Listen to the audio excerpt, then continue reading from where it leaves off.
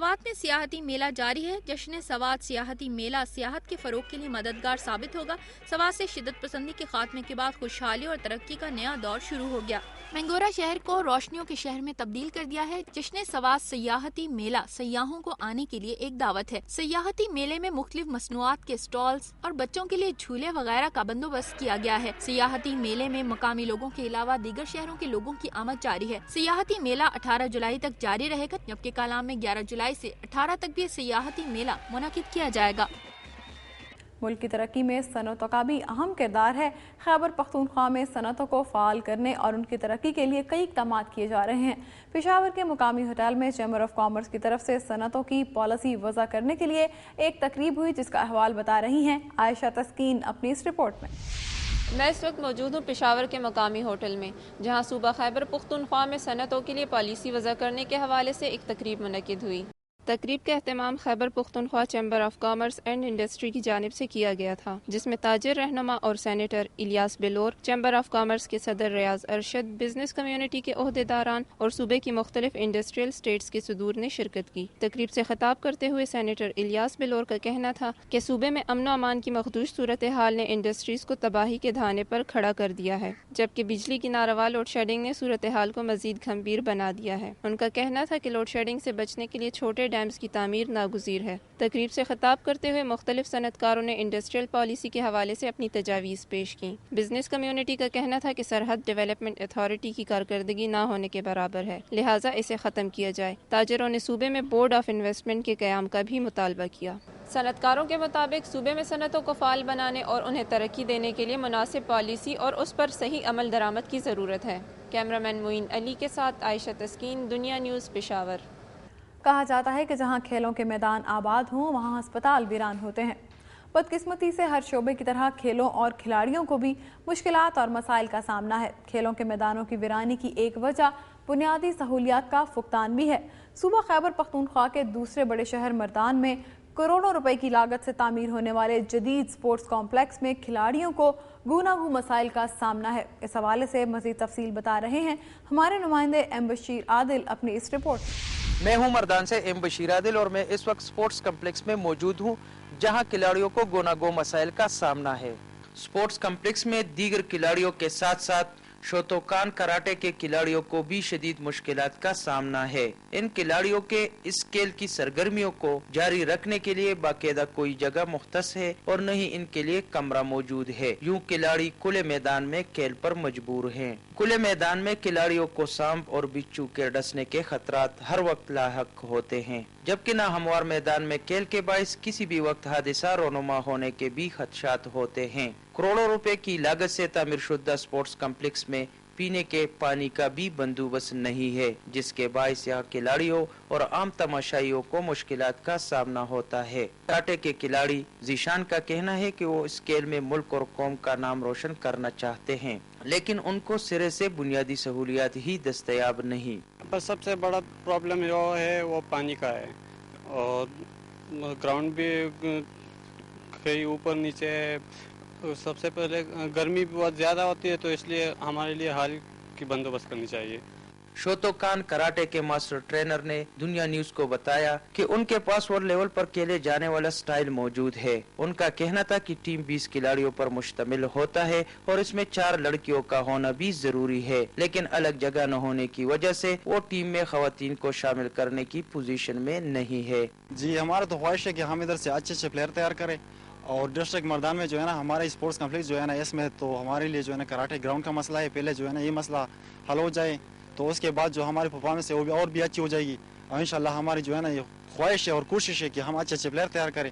Karate کے کھلاڑیوں کی طرح فٹ بال، ہاکی اور کرکٹ کے کھلاڑیوں کو بھی مسائل کا سامنا ہے۔ کھلاڑیوں کو مسائل اور مشکلات سے نکالنے اور کھیلوں کی فروغ کے لیے اقدامات وقت کی اہم ضرورت ہے۔ کھیلوں میں مارشل آرٹس کی اہمیت اپنی جگہ مسلمہ ہے۔ حکومت کو چاہیے کہ ان کھلاڑیوں کے مسائل کے حل کے لیے فوری طور پر اقدامات اٹھائے۔ کیمرامین خان بچہ کے ساتھ ایم بشیر عادل، دنیا نیوز، مردان۔ خیبر پختونخوا کے بعد اب باری ہے کھیتوں کھلیانوں کی سرزمین پنجاب کی، اور دیکھتے ہیں کہ یہاں سے کیا خبریں اور رپورٹس موصول ہوئی ہیں۔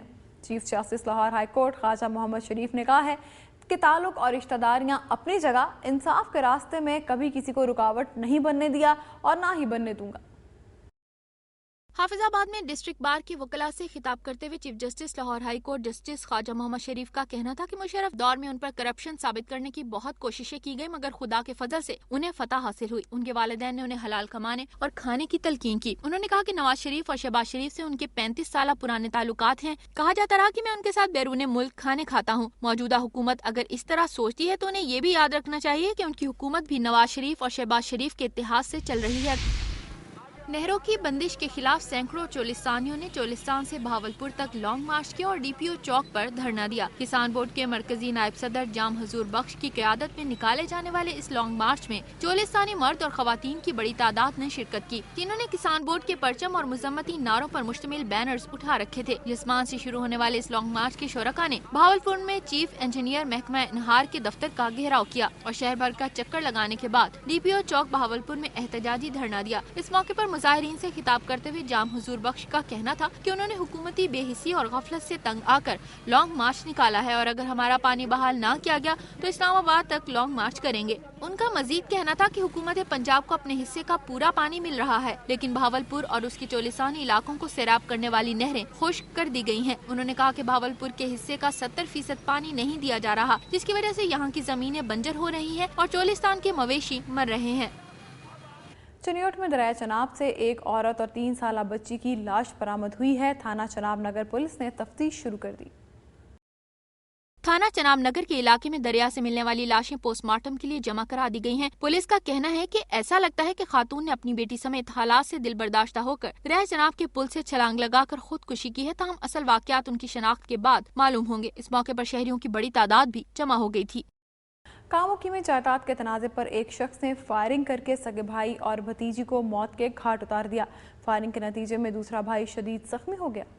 اولک آباد کے رہائشی آفتاب احمد نے جائیداد کے تنازع کے باعث اپنے بھائی اعجاز احمد اور 5 سالہ بھتیجی زینب کو فائرنگ کر کے ہلاک کر دیا، جبکہ دوسرا بھائی امتیاز احمد شدید زخمی ہو گیا، جسے فوری طور پر میو ہسپتال لاہور ریفر کر دیا گیا۔ پولیس کا کہنا ہے کہ 3 سال قبل گھریلو رنجش پر مقتول اعجاز احمد نے اپنے والد کو قتل کر دیا تھا، جس کے بعد بھائیوں میں جائیداد کا تنازع چلا آ رہا تھا۔ ایک دوسرے واقعے میں کوٹدو کے رہائشی محمد رفیق کو علیہ صبح نامعلوم افراد نے جی ٹی روڈ پر تیز دھار آلے سے وار کر کے ہلاک کر دیا۔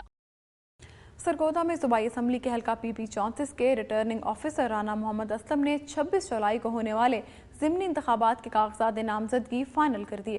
ضمنی الیکشن کے لیے 46 کاغذات نامزدگی جمع کروائے گئے تھے، جن میں سے 16 امیدواروں کے کاغذات نامزدگی مسترد اور 30 امیدواروں کے درست قرار دیے گئے ہیں۔ جن امیدواروں کے کاغذات نامزدگی مسترد کیے گئے ان میں اکثریت کے فارم نامکمل اور متعدد تائید اور تجوید کنندہ پی پی 34 کا ووٹر نہ ہونے پر مسترد کیے گئے۔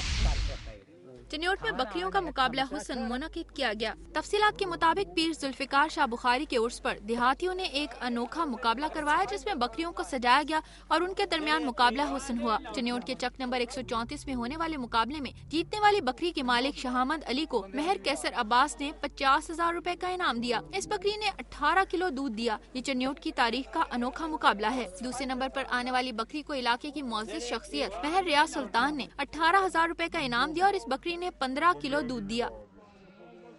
اور یہاں پر وقت ہے ایک بریک کا، اور بریک کے بعد نظر ڈالیں گے ڈیرہ غازی خان میں کالجوں میں بورڈ آف گورنر قائم کرنے پر اساتذہ نے شدید احتجاج کیا ہے۔